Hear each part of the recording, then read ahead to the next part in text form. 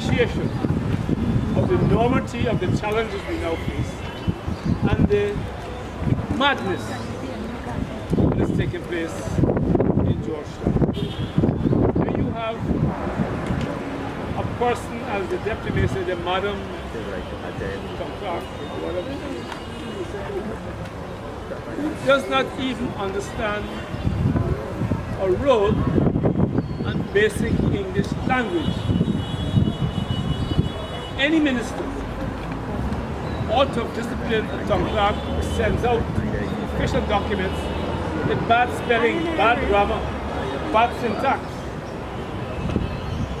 But he either does not know better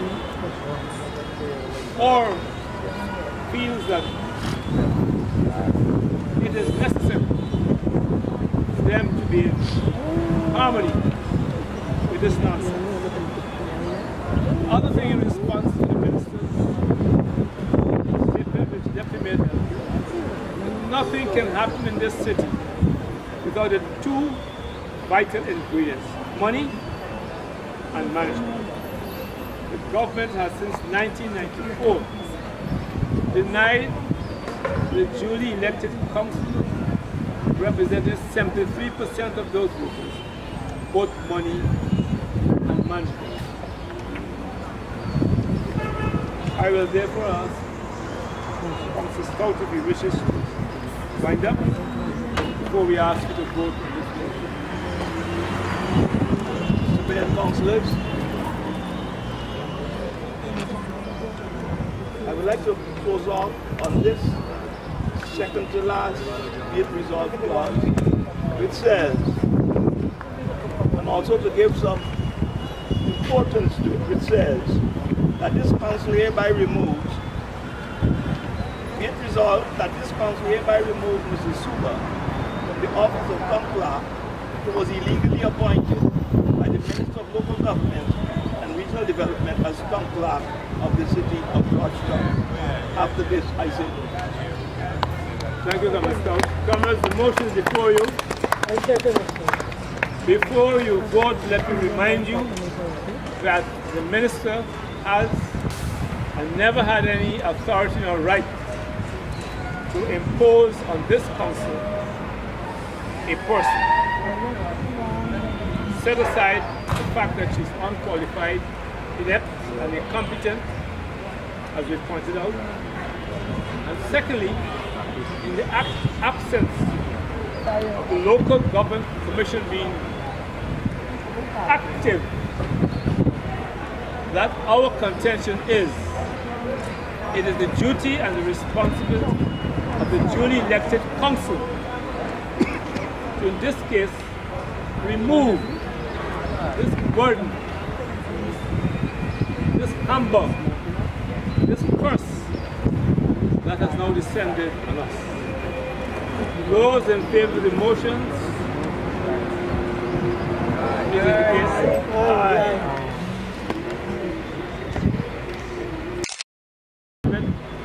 Motion is passed. The mayor and councillors of the city of Georgetown, this motion having been passed unanimously, I hereby move that Mr. Royston King, the officer who was by a majority of votes identified as the officer stated in the last resolve clause, he has to perform the duties of Tom Clark immediately. Beg to second that. Those in favor? Aye. Those against? Ayes have it, unanimous. We shall indicate to the appropriate authority this decision taken. Thank you very much. There's another motion moved by Councillor Fraser. We wish to move that motion now.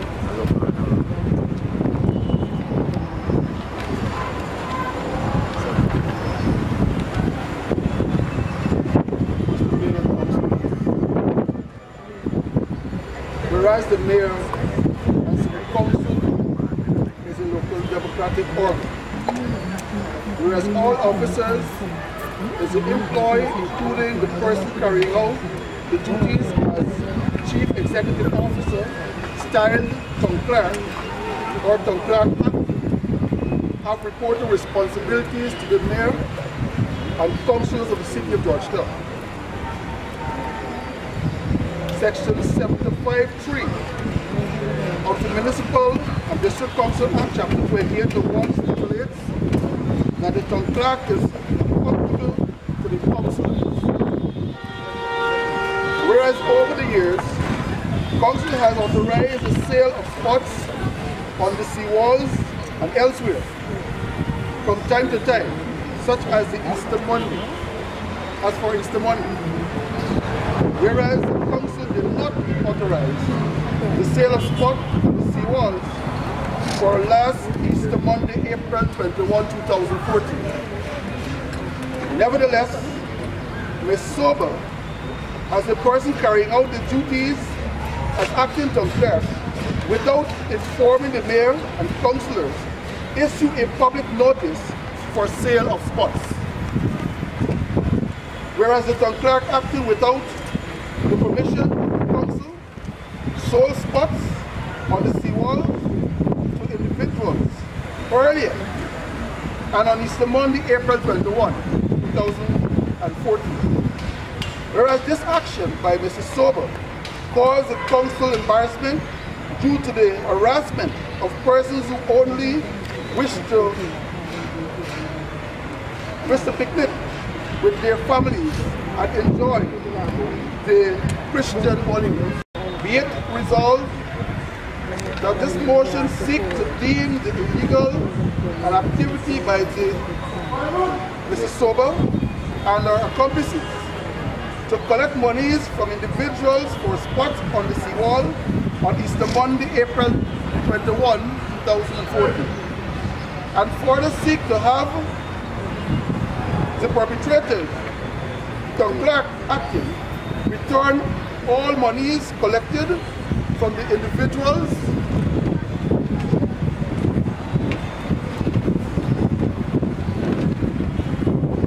for space on the seawall on Easter Monday, April 21, 2013. Be it further resolved that the council ascertain the names and position of the officers who were involved in this unauthorized activity and harassment of persons, and that they be disciplined. This will be determined by the council personnel and training. Moved by Reverend Fraser Councillor, seconded by Councillor Bruce.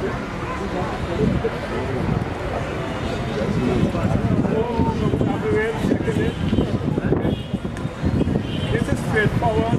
Councillors will wish to speak in the field now. And we can go straight to Councillor Thomas.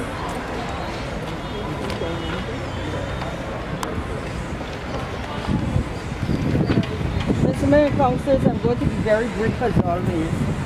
I move to first section to fifth paragraph. It says, this action by Mrs. Sober caused the council embarrassment due to the harassment of persons who only wish to prance with their families and enjoy this Christian holiday. I would like to take this opportunity to say that I am appalled that the Christian community did not react to Ms.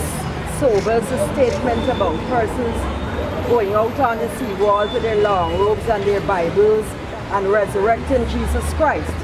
Because it is my opinion, at any other forum, if any reference was made to Lord Shiva or the Prophet Muhammad, the certain sections of this society would have created havoc. And it is time that persons exercise their rights as Christians against this woman and don't just sit down and have her make all these statements. She's not a god or a goddess. As far as I'm concerned, she's just a little wimp. Correct. Any other comments? Mayor and councillors and rights.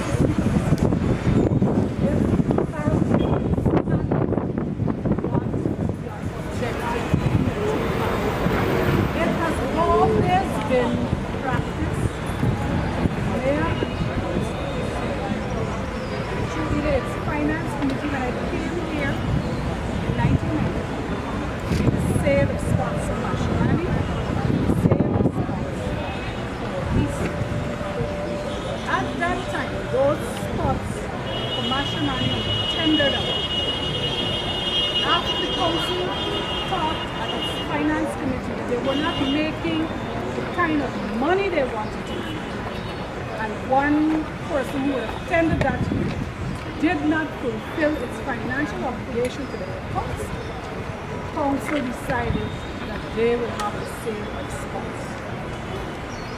Through section 62, it says, a council may delegate to a committee with or without restrictions or conditions any functions exercisable by the council except the power of levying rate.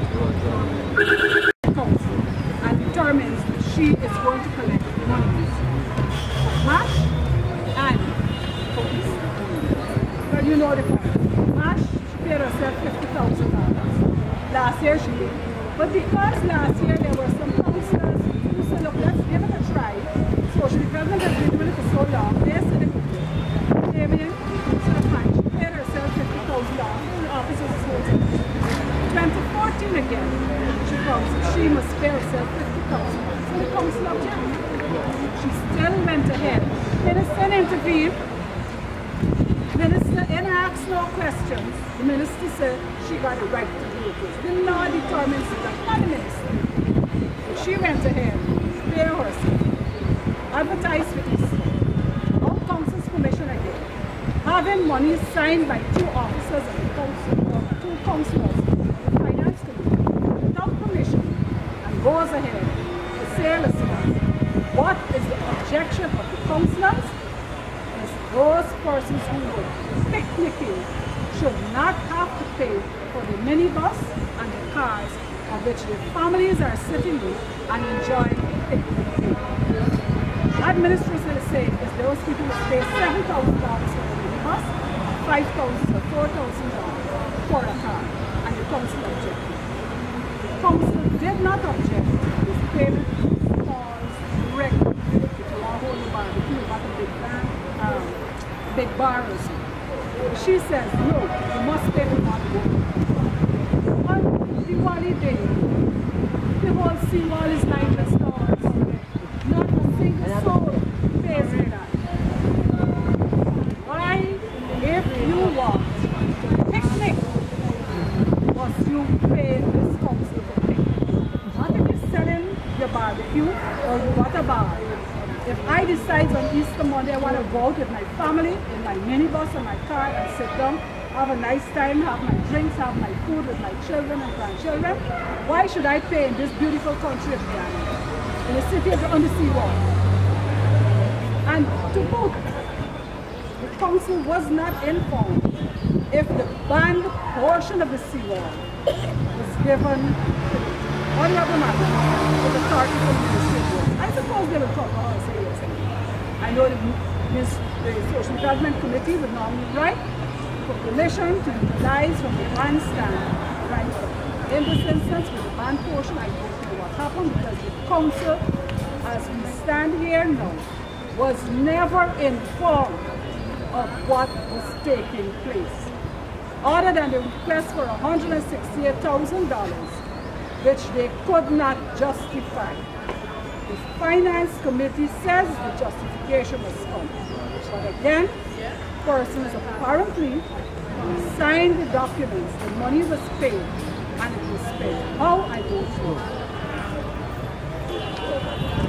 Based on that, on Easter Monday, when calls came left, right, and center from persons picnicking to the mayor and myself, we ventured on the seawall. As two citizens accompanied by praise to see what was happening.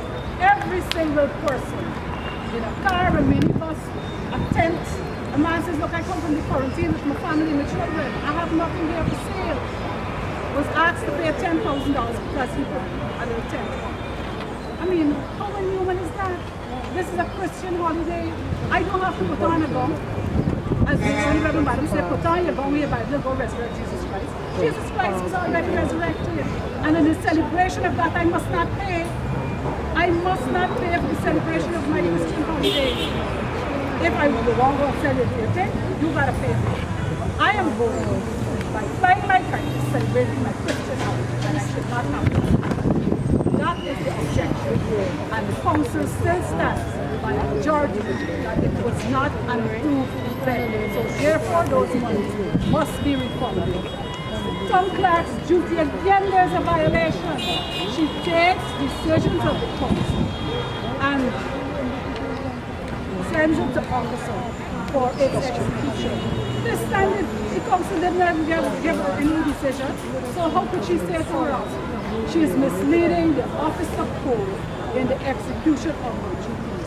And that is why you're finding that you can't get the garbage cleaned off the street, you can't get the drainage cleaned, you can't get the markets properly twice.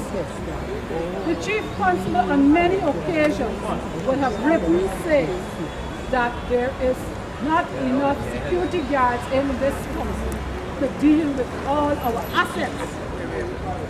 The Honorable Madam has failed to employ guards. We don't have the right amount for the constabulary, so we've had a guard service. There is not enough guards. Twice in 1 week, the industrial site is vandalized. Twice in 1 week. The Honorable Madam vehicle crashed sometime last week. How, when, where, why? Nobody knows.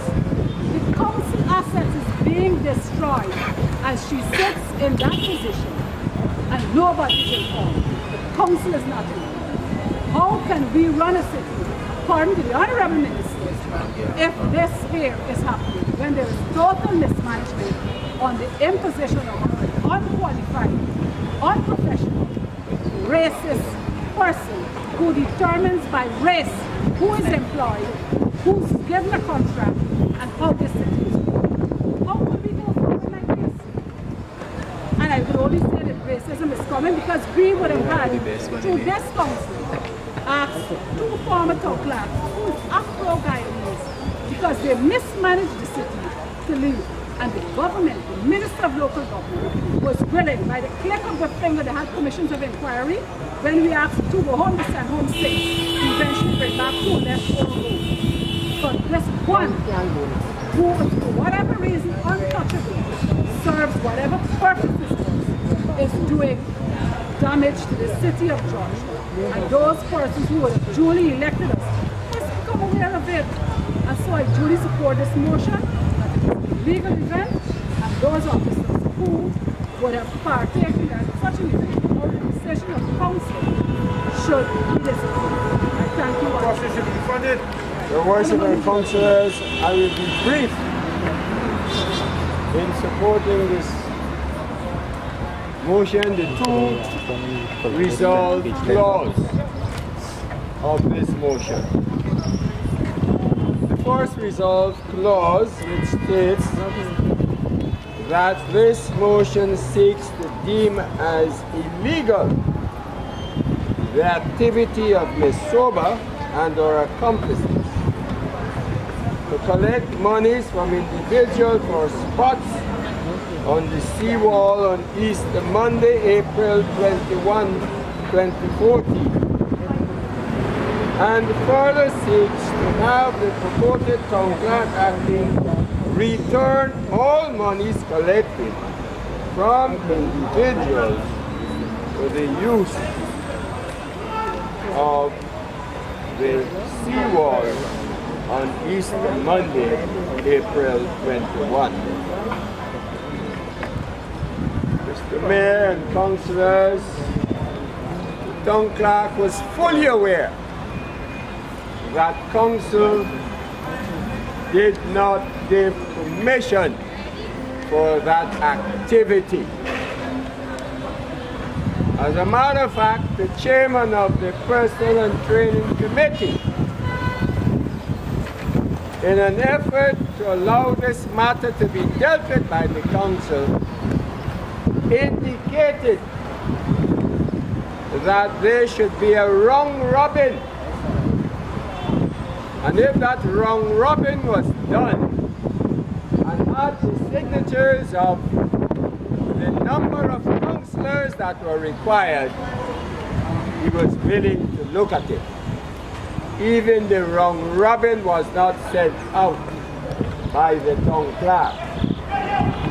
But of course, the town clerk, knowing that she has the support of the government and the PPP party, thought that she can do in this council anything she thinks or dreams about. And so she took it on her own and instruct our officers who, for fear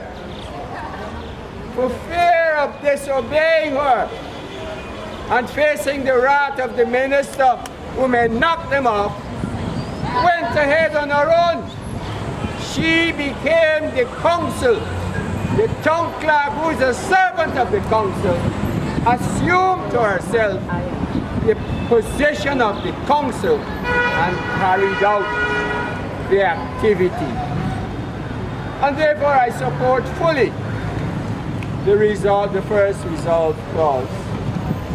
And the second resolve clause, which merely said that the council ascertain the names and positions of officers who are involved in this unauthorized activity and harassment of persons, and that they be disciplined. This will be determined by the council's Personnel and Training Committee. This council, as you all know, and those who are not aware, this Mayor and City Council is managed by committees. There are certain committees that must meet, discuss the issue, and then make the suggestion to full council, who will take the appropriate action.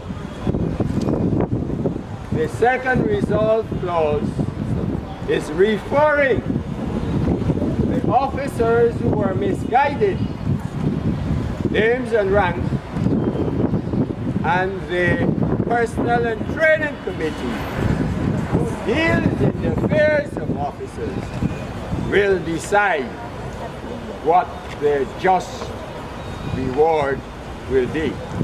So I am fully in support of the two resolve clause.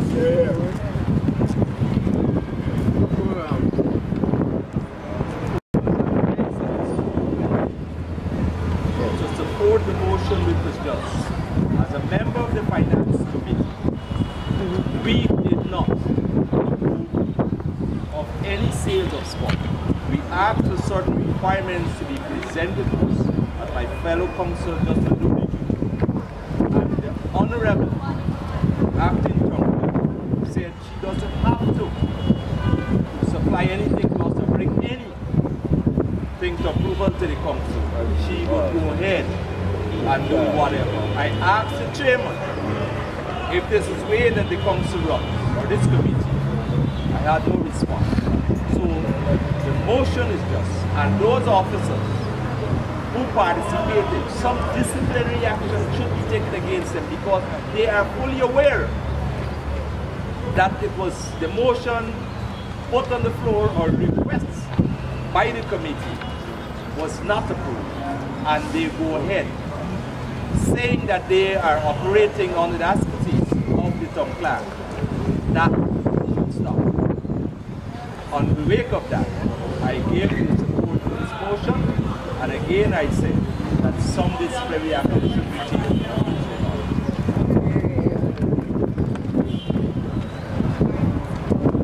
The mover, if he wishes to wind up, can. I would just like to add that the union has agreed to send a letter to the officers reminding them that one, there's no local government commission in place, and two, that the minister in the present circumstances cannot discipline them as such with the PNT committee, and that they must remove this aura of fear.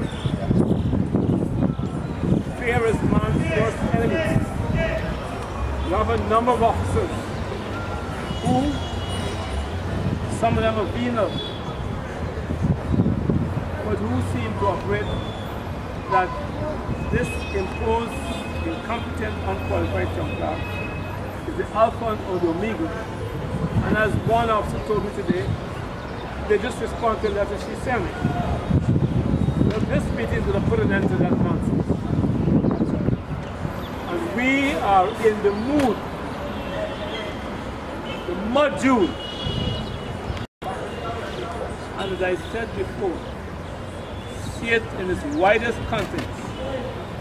The government is so obtuse, so stubborn, so undemocratic, that they have refused a US-funded leadership and democracy project. They are resisting efforts to open and democratize the media. This event this afternoon will have to follow suit those events. And we will not rest until justice is done. And return this city to a position where we can provide the core services to the citizens without the impediment of this albatross put around us by the minister. Those in favor? Those against? The other motion is moved, seconded by Councillor Andrews. Councillor Fraser?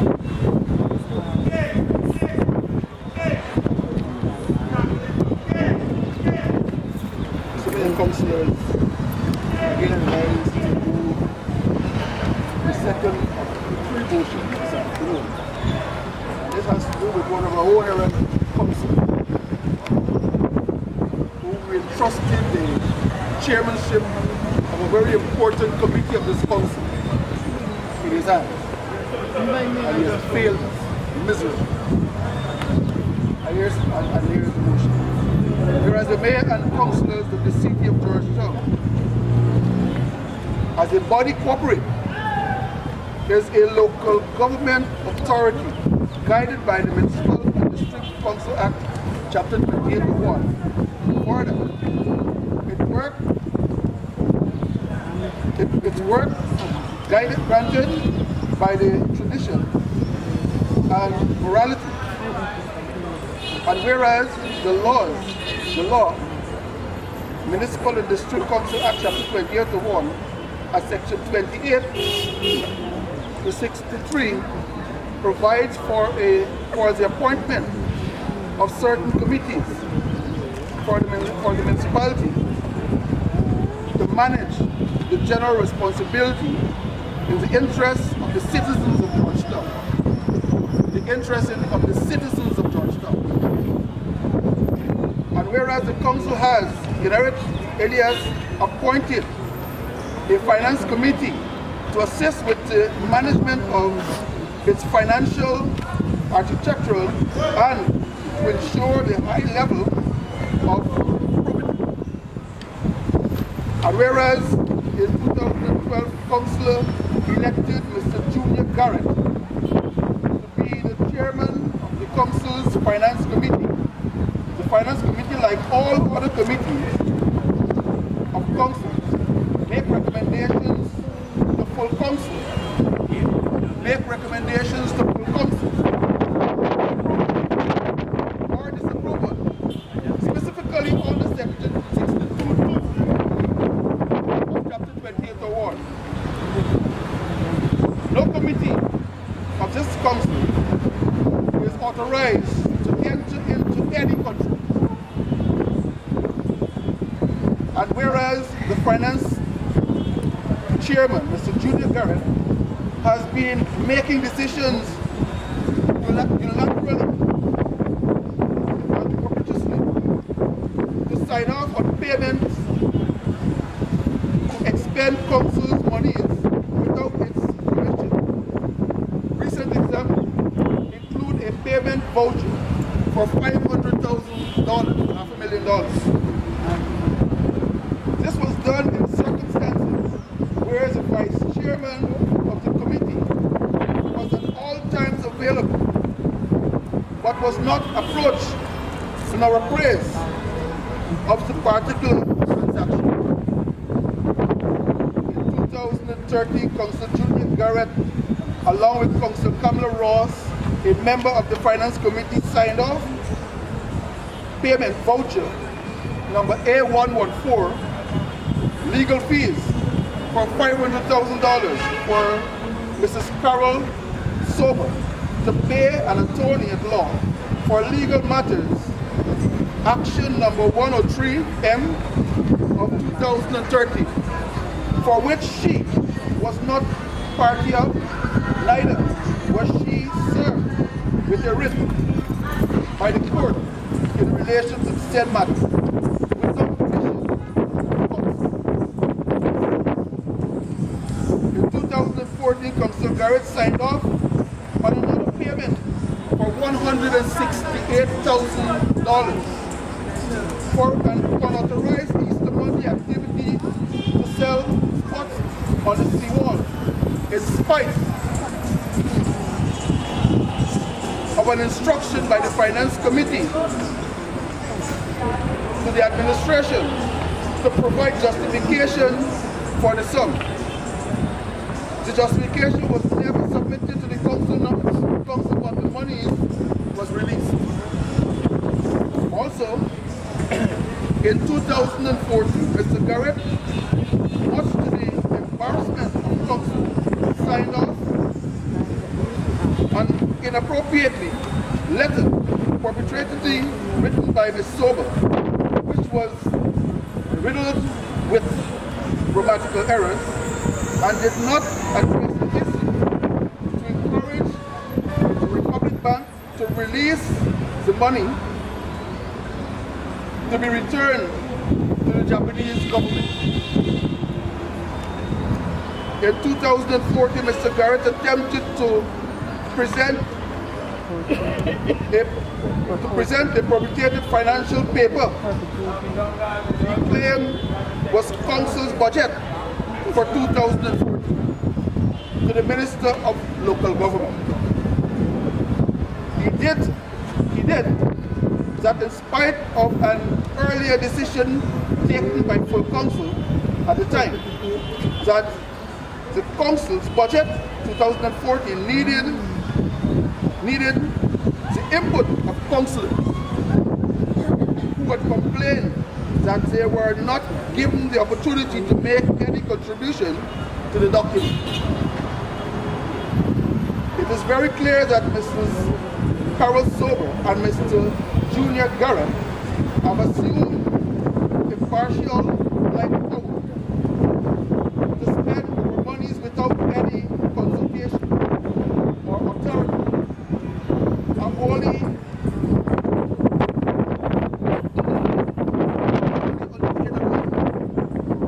situation. That is the ability of the council to address a real need. Just make the council and unable to provide vital municipal service to the citizens. Be it resolved that this council has no confidence in Mr. Junior Garrett as chairman of the Finance Committee. Be it further resolved that council remove Mr. Garrett as chairman of the Finance Committee. Moved by Councillor Gregory Fraser. Seconded by Councillor John Andrews. Who seconder? That motion? Wish to speak now? Yes, I prefer to speak now, sir. Any council like to speak in that motion?